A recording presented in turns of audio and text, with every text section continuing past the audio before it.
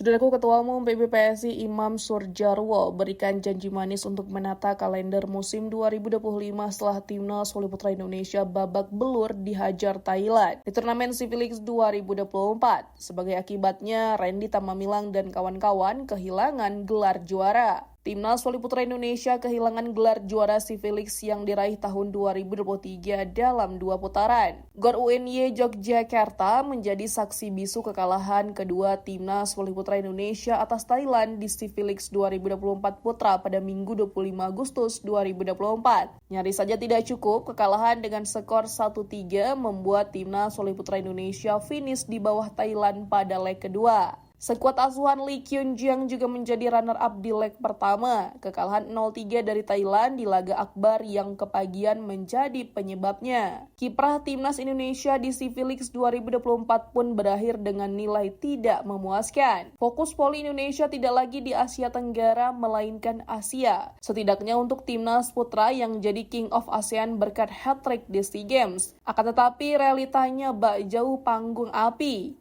Tahun ini publik justru dipaksa mengelus dada ketika ekspektasi sudah meninggi. Kekecewaan makin meninggi karena timnas tak pernah tampil dalam kondisi maksimal kendati waktu persiapan yang mepet bukan isu baru. PBPSI pun merespon dengan mengumbar janji manis untuk menata musim 2025, mulai dari Proliga hingga event internasional yang akan diikuti.